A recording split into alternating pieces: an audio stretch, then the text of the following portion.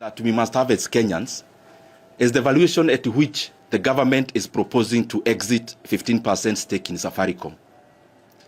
Because they want to sell per share at 34 shillings. And if you look at the recent past, including last week, Safaricom share touched even 30, past 30 last week. But in the last 5 years, and especially in 2021, Safaricom share was above 45 shillings in August of 2021. And when you are valuing on how to buy or sell a company, you as the seller must get the best deal in terms of the price. But it looks like the people who are representing the people of Kenya in government in this discussion and sale, they actually sided with the buyers. And they decided to sell Safaricom for a song. Because a company that was trading at 45 shillings per share in 2021, the government is unashamedly telling Kenyans that they want to sell the same company at 34 shillings today. Most of the companies listed in the NSC as we talk are selling, and most of them, including banks, are selling past the 2021 levels. But now we want to give a discount based on the 2021 valuation of a 25% discount to the current buyers. And possibly this should be investigated. Why? Even after so many companies have been recording even 200% increase, Safaricom share, even with the bullish market, has not matched many of the companies in terms of the rise in share price. Probably there was a deliberate suppression of the share. And what I want to say is that the government is underselling Safaricom, and it is to the detriment of all Kenyans.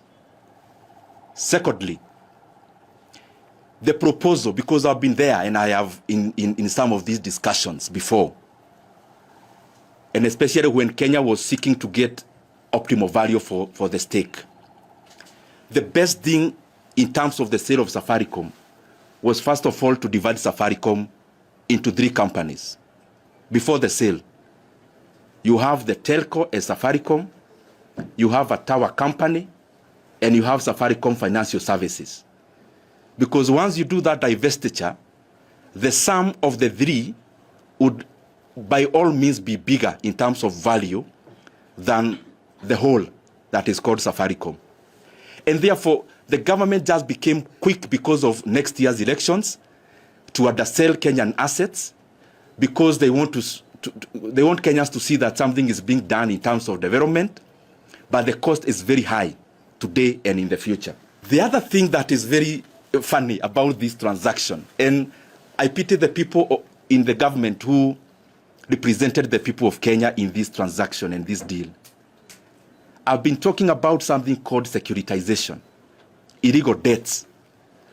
This deal of GOK sale of the stake of Safaricom also is riddled with the same illegal debts. Because beyond the consideration of 34 shillings per share, the government is doing something else that has never been done in the world. They are collecting dividends in advance. Basically, they are telling the sellers, the buyers, yes, pay us for our stake, but instead of negotiating a better price and value for Kenyans, they have already mortgaged the dividend that the National Treasury would have gotten in the next many years. 40 billion shillings out of the consideration is actually dividends collected in advance. In other words, securitizing dividends. It is important for Kenyans to know these things. And also, for Kenyans to know that the people we are sending to negotiate for us as Kenyans are either putting their self-interest first and therefore undercutting what we should get as value as Kenyans, or they are just plainly incompetent. On the same kind of sales and divestitures that have been happening, it is important for us as Kenyans to understand the difference, and the people in the National Treasury and government, to understand that there is a difference between privatizing a public organization or company an outright sale. Privatizing is when you give up even control for efficiency to percolate in the company. But the kind of thing we are seeing in Safaricom is not a privatization. It cannot pass as such. This is an outright sale because already Safaricom was already a private company. It's not a parastatal. And therefore it is just purely for revenue raising that it is happening. The problem is, even as revenue raising, Kenyans are not getting value for their money, and Kenyans are not getting the appropriate price and valuation for Safaricom, for GOK stake in Safaricom PLC. And my brothers and sisters here from the media, I want to request you, because whatever happens in Kenya now will affect all of us. It is important we zoom into all the transactions that are happening in Kenya of late. I saw the other day a Tanzanian company with a Kenyan unit called Kalahari Cement buying the stake in East African Portland Cement that belonged to NSSF, again taking it for a song. Why is this massive interference with NSSF? That a person who is not Kenyan can see value in East African Portland Cement that NSSF, that is investing workers' resources, cannot see in a local company. We must be vigilant. Otherwise, within a very short time, we are all going to regret as Kenyans, because we'll have nothing to hold on to. Everything will have been toned down in terms of sold for nothing, and you'll have no fallback position. And on the same, I have been saying, and I want to repeat, there is a new jargon in town called infrastructure fund. Infrastructure fund is only two things, and Kenyans should know that. One was sale of Safaricom, which is now Adawi. Number two is more borrowing. So anyone who needs to know what infrastructure fund is, just keep on watching the lips of everyone talking about it and match with the actions. It is either sale of government assets at a discount, definitely, or more borrowing. And these things are important. And I don't think there is something more important than the economy of Kenya to all of us. Look at it this way. Kenya has already taken a loan using fuel levy. The money you pay for fuel levy has already been collected in advance for the next 7 years, and they want to take another one that will take us for the next 10 years. Meaning, the tax you are going to pay for the next 7 years has been collected today and spent. The unfortunate thing, and especially around that fund, is that local institutions, and especially banks, took part, and especially banks where GOK has a stake or controls. That we are collecting taxes because levy is like tax. The money that was to construct roads for the next 7 years has already been collected as we talk. I don't know whether I'm making sense, because you need to understand that because the government is looking at 2027 and nothing else, they are staking the future of this country in the name of elections. So we want to do everything that Kenyans can see. It doesn't matter whether we are getting into an abyss, and it doesn't matter whether we are going to recover from it. So we have taken fuel levy that was to be collected by Kenya for the next 7 years. That money has already been spent. Secondly, tourism fund has already been securitized or in the process of being securitized. The process has already kicked off. So when you see Bomas of Kenya coming up, that is again an illegal loan, because all this securitization business is illegal. I've been talking about Talanta Fund, and you may wonder why there is no person in government giving a rejoinder. Because if there are no facts, then you should give the facts as the National Treasury. That this year, we borrowed 44.5 billion Kenya shillings where Kenya is going to pay an interest rate or an interest sum of 100 billion Kenya shillings in the next 15 years.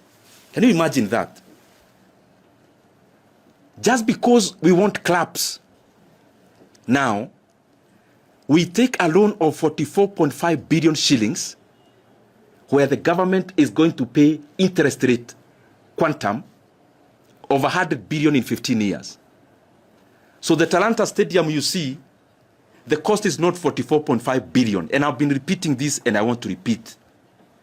The real cost is over 140 billion Kenya shillings. So we need to ask ourselves as Kenyans whether these are the kind of decisions that we want made for our economy.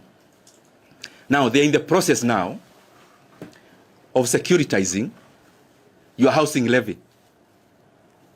That the housing levy Kenyans are paying, so that they remove the talk of whether it can be reduced or not. The government is again kicking off the process of securitizing. Securitizing is just a heavy word to confuse Kenyans. Of borrowing through mortgaging the housing levy. So they are collecting it in advance. Now, what this is doing to the economy, and it is deliberate, the government is running away from budget. They want to control development in another book called Infrastructure Fund. And I just want to repeat, Infrastructure Fund is only a composition of two things. Sale of government assets, including Safaricom, and more borrowing. All the other hurabalo you hear, the bottom line is that.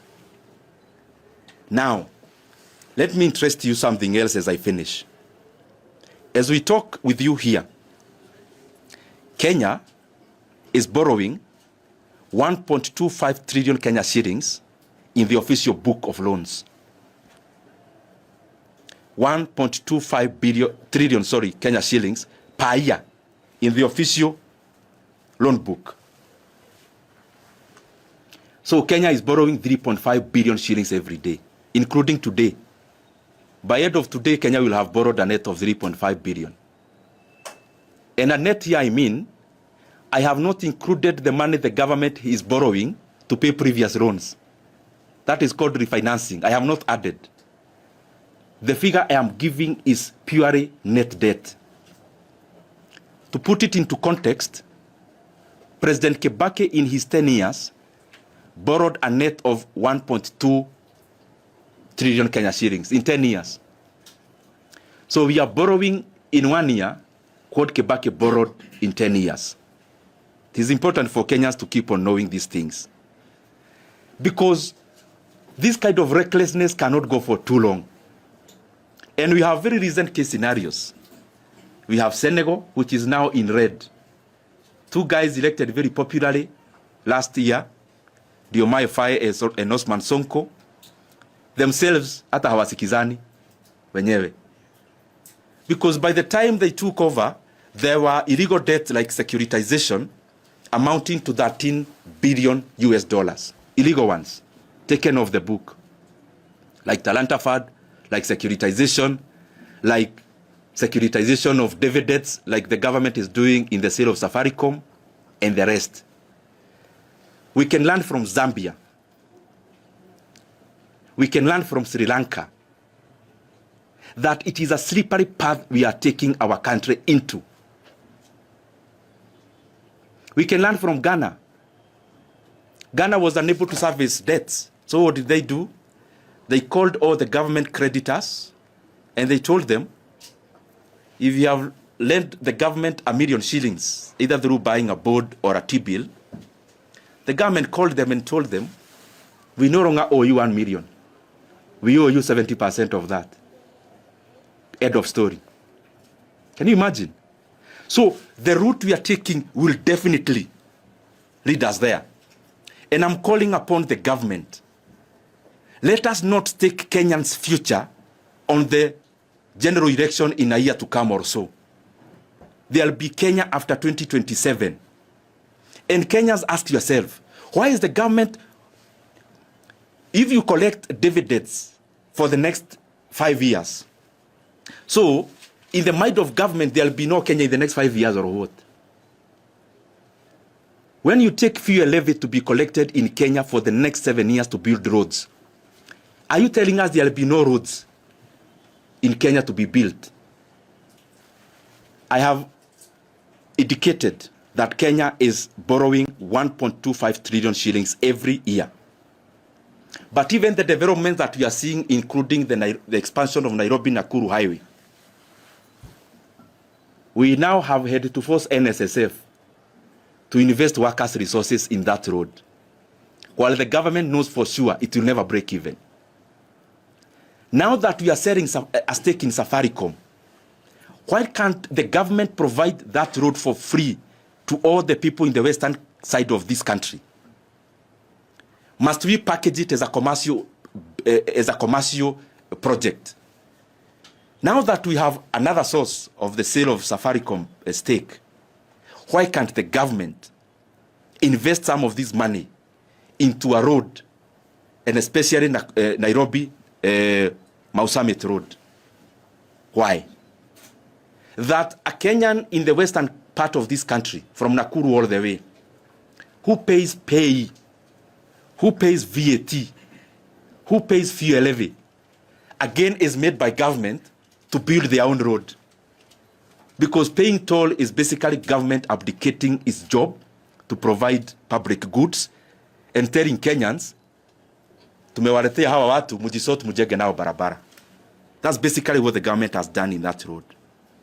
And we are going to keep on talking about this issue, that the people from Nakuru all the way deserve, like any other Kenyan, to use that road for free without tolling. Because we are borrowing every day. We are borrowing both in the book and off the book.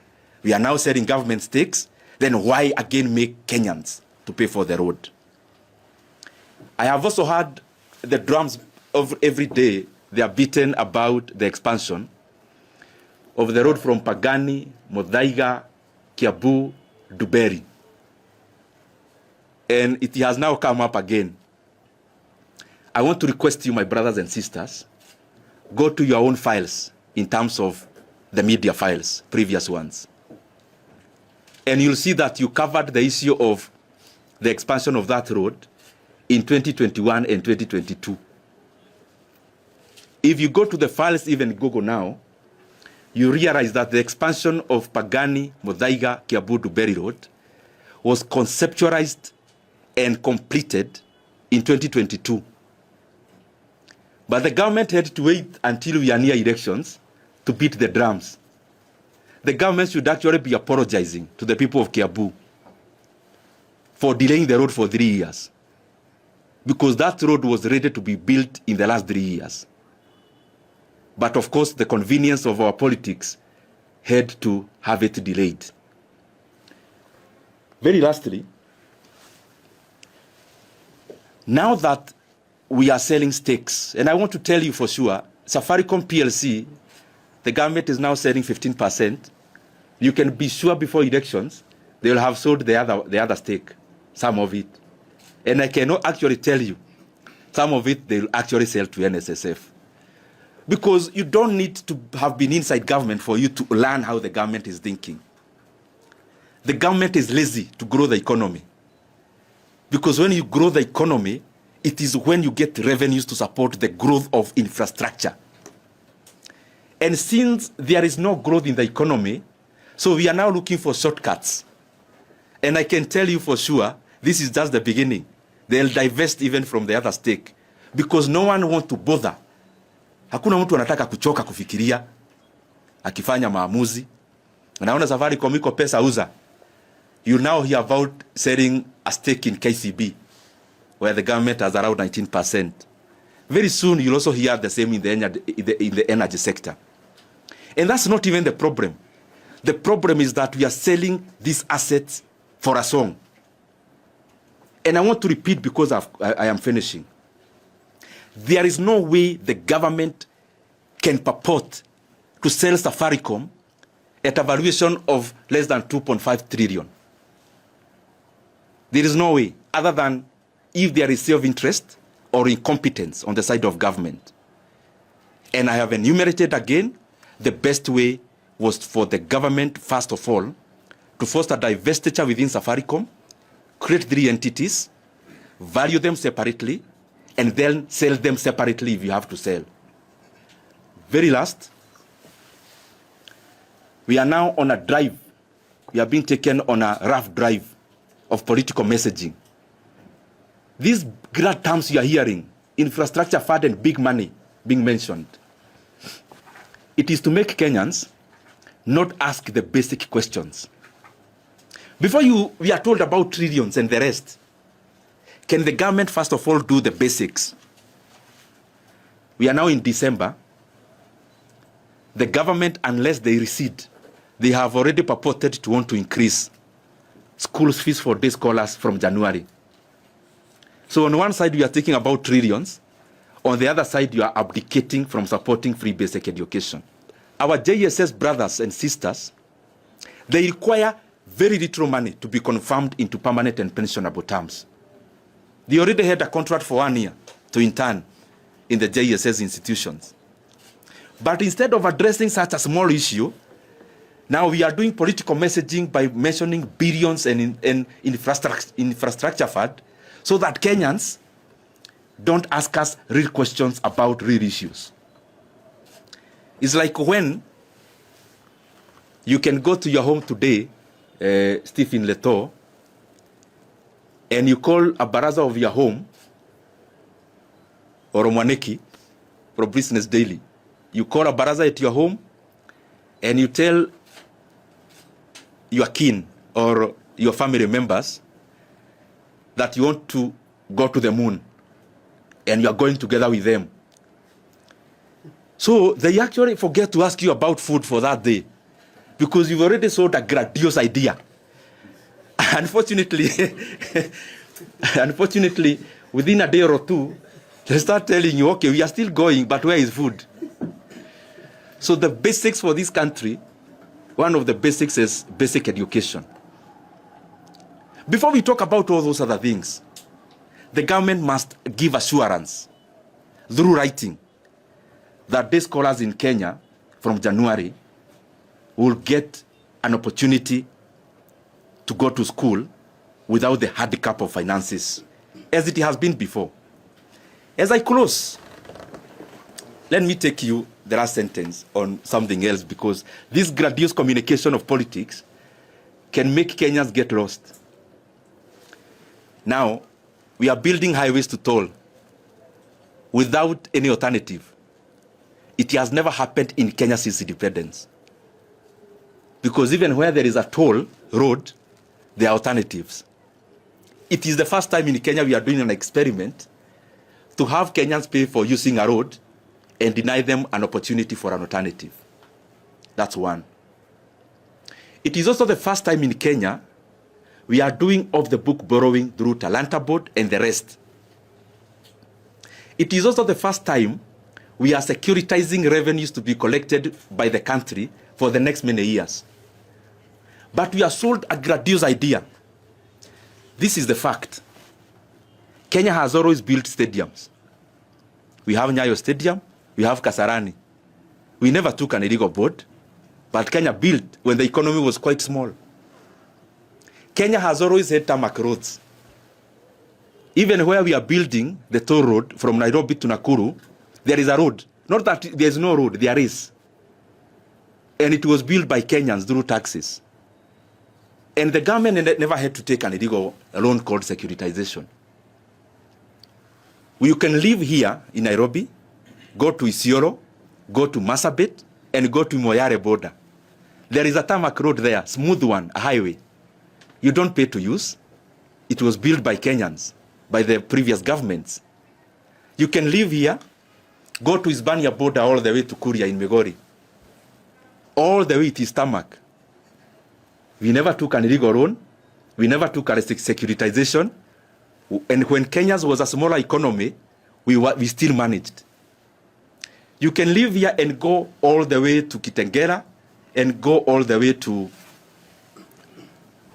our border with Tanzania on the other side.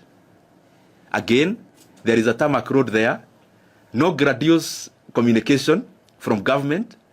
Government humbly built without making Kenyans to pay. You can leave here, go to Mombasa. There is already a tarmac road. So what I'm saying, you know, the way the government is defending itself. Oh, we are doing these things to build roads. Okay, fine. All the other governments build roads, but they never took reckless loans and illegal loans. That's what we are saying. It's not the first time Kenya is building stadiums. We have always built stadiums or stadias. So that is my concern. And I request Kenyans of goodwill, including LSK, ISPAC, the civil society, and all leaders, including the media. The things we are talking about are apolitical from where I start. It doesn't matter who becomes what. But if you securitize future revenue, we are choking Kenya today and in the future. Please let us take this as our burden. Because we may champion for the freedoms of Kenyans, the way we do, like LSK does. But in a collapsed economy, there'll be nothing to talk about.